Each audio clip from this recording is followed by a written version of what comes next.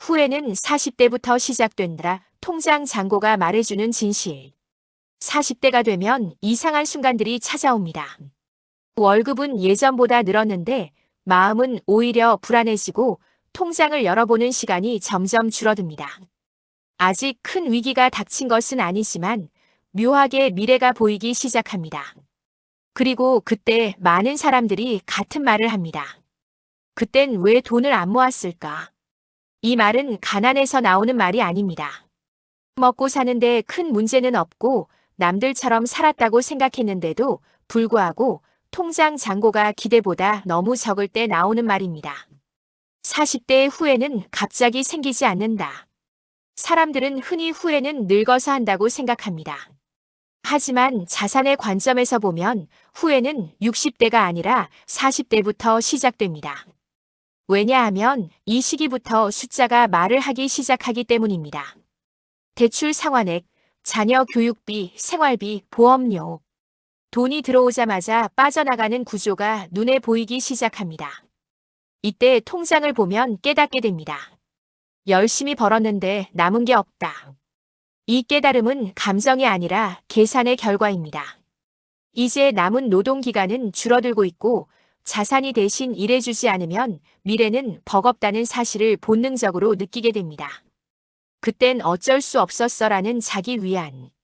40대의 후회는 늘 과거를 향해 있습니다. 아이 키우느라 그랬지. 집 사느라 여유가 없었지. 그때는 월급도 적었잖아. 모두 사실입니다. 하지만 자산 전문가의 입장에서 보면 진짜 문제는 돈에 많고 적음이 아니라 돈을 대하는 구조였습니다. 젊을 때 우리는 이렇게 생각합니다. 지금은 쓰는 시기고 나중에 벌면 된다고. 지금은 버티는 구간이고 언젠가는 여유가 생길 거라고. 하지만 현실은 다릅니다. 돈은 여유가 생겨서 모이는 것이 아니라 모으는 구조가 있을 때만 쌓입니다. 그 구조를 만들지 못한 채 40대에 들어서면 후회는 자연스럽게 시작됩니다. 통장 잔고는 거짓말을 하지 않는다. 40대가 되면 주변과 비교하지 않으려 해도 숫자가 먼저 눈에 들어옵니다. 누군가는 집값 상승으로 자산이 불어나 있고 누군가는 배당과 이자로 추가 소득을 만들고 있습니다. 반면 어떤 사람은 여전히 월급이 전부이고 통장은 매달 제자리 걸음입니다. 여기서 중요한 사실 하나가 있습니다. 통장 잔고는 인생을 평가하지 않지만 미래의 선택지를 제한합니다. 돈이 없으면 하고 싶은 일을 못하는 게 아니라 해야 할 일조차 선택하지 못하는 순간이 옵니다. 이 현실을 40대부터 느끼기 시작하는 것입니다. 40대는 아직 늦지 않았지만 이미 늦어지고 있는 시기다. 많은 사람들이 묻습니다. 40대부터 시작해도 늦지 않나요? 정답은 이렇습니다. 아직 늦지는 않았지만 더 이상 미룰 수는 없습니다. 2030대에는 실수가 허용됩니다. 다시 벌 시간이 충분하기 때문입니다. 하지만 40대의 시간은 다릅니다. 자산을 키우는 속도보다 시간이 먼저 줄어들기 시작합니다.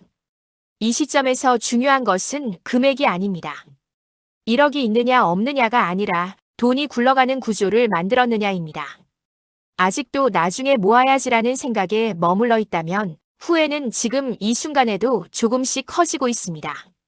후회는 경고다, 실패가 아니다. 자산 전문가로서 분명히 말씀드리고 싶은 것이 있습니다. 40대의 후회는 실패가 아닙니다. 오히려 마지막 경고에 가깝습니다. 아직 노동소득이 있고, 아직 선택할 시간이 남아있고, 아직 구조를 바꿀 수 있습니다. 문제는 이 경고를 무시할 때입니다. 아직 괜찮아라는 말로 통장을 덮는 순간 후회는 50대, 60대까지 이어집니다. 지금 통장을 다시 보십시오. 화려한 투자 전략보다 먼저 해야 할 일이 있습니다. 지금 내 통장에 남는 돈이 있는지, 내 돈이 나 대신 일하고 있는지, 아니면 내가 돈을 벌기 위해 평생 일해야 하는 구조인지. 통장 잔고는 냉정합니다. 하지만 그 냉정함 덕분에 방향을 바꿀 수 있습니다. 후회는 40대부터 시작됩니다. 그러나 전환도 40대부터 가능합니다. 지금 이 순간 통장을 덮지 말고 다시 열어보십시오. 그 숫자가 불편하다면 그 불편함이 바로 인생을 바꿀 출발점입니다.